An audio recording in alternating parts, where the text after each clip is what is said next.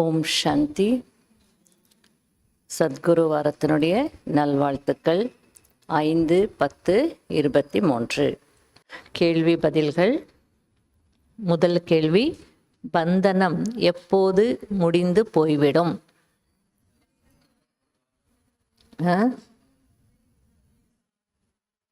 முதல் பாயிண்ட், தந்தையிடம் அனைத்து விதமான சம்பந்தங்களை வையுங்கள், அப்போது பந்தனங்கள் முடிந்து போய்விடும். முதல். ரெண்டாவது, ஆத்மா அபிமானி ஆகுங்கள், அப்போது பந்தனங்கள் முடிந்துவிடும்.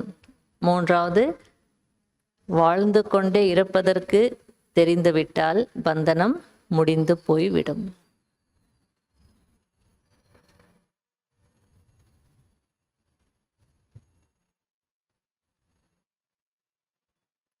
ரெண்டாவது கேள்வி, ஆத்மாவில் உள்ள துரு எப்போது இறங்கும்?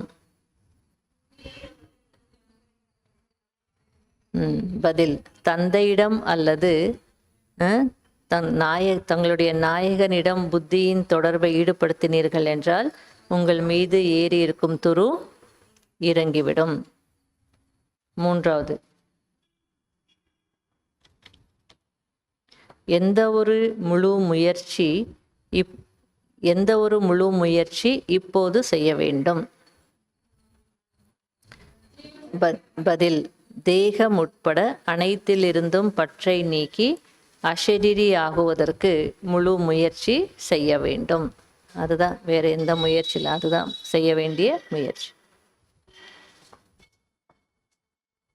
நான்காவது, எதற்கு சம்பூர்ண தன்மை என்று சொல்லப்படுகிறது அல்லது சம்பூர்ண தன்மை என்று எதற்கு சொல்லப்படுகிறது?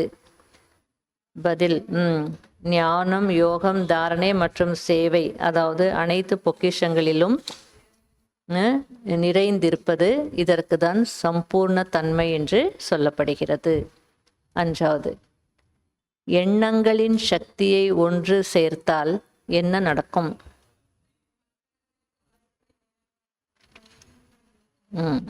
பதில், எண்ணங்களின் சக்தியை ஒன்று சேர்த்தீர்கள் என்றால் அதன் மூலம் மற்றவர்களுக்குள் பலத்தை நிரப்ப முடியும், மேலும் காரியங்களை வெற்றி அடைய வைக்க முடியும்.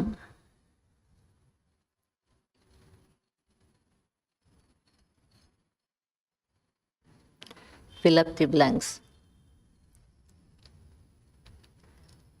பந்தனமற்றவர்கள் என்றால் டேஷ், அஷரீரி. ரெண்டாவது, பாபாவினுடைய முழுமையான டேஷ் இல்லாத காரணத்தினால் டேஷ் இருக்கிறது என்று சொல்கிறார்கள். அறிமுகம் இல்லாத காரணத்தினால் பந்தனம் இருக்கிறது என்று யார் சொல்றது? யார்? பகவான்.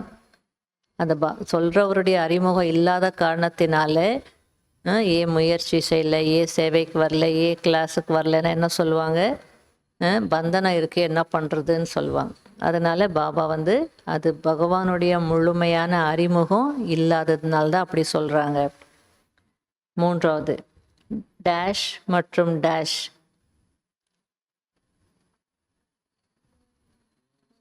இது என்னது? டேஷ் மற்றும் டேஷ், டேஷில் செல்வதின் மூலம் விகாரிகளாக ஆகிவிடுகிறார்கள்.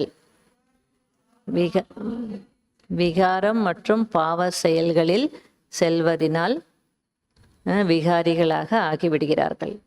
நாலாவது, பாபாவை நினைவு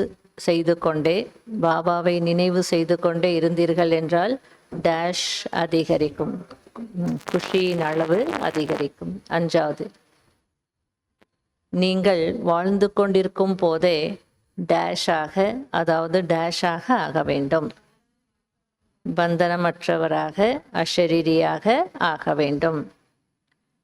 டேஷ் நல்ல உதவியாளர்களாக ஆகிறார்கள். குமாரிகள் நல்ல உதவியாளர்களாக ஆகிறார். ஓம் சாந்தி.